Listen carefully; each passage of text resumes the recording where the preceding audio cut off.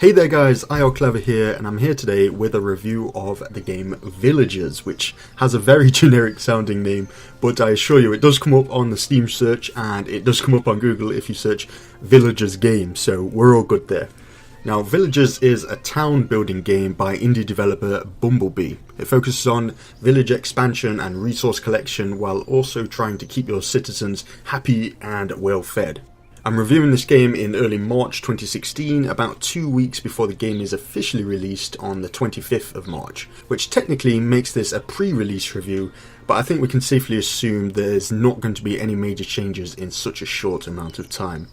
I should also mention that the developer sent me a review code of this game. I'd like to think that hasn't biased my opinions, but I thought I should disclose it anyway. Finally guys, I thought I'd mention that the version number I'm reviewing is 1.003.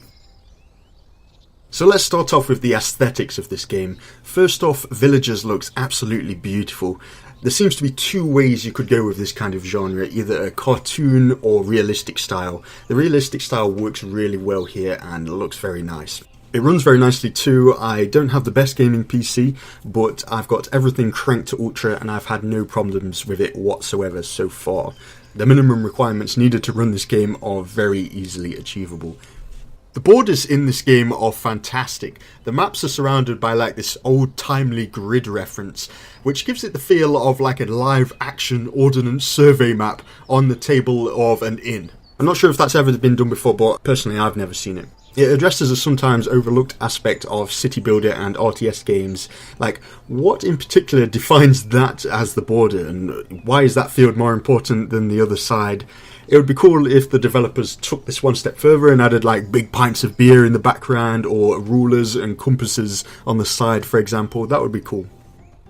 So Villagers looks very similar to the game Banished, and I think that statement translates over to the gameplay as well. There are a lot of mechanics that are very similar to Banished, and even when Banished was first released, people were saying, hey, this is a good game, but it's going to take the modding community to make it into a great game. Comparing the day one releases of Banished and Villagers, Villagers is a lot less fleshed out, and personally I think it's the lesser of the two.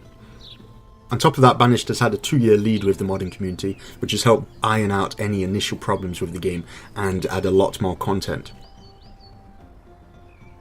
Villagers also seems to have a problem with the pace of its gameplay. Things seem to happen very slowly, especially at the start.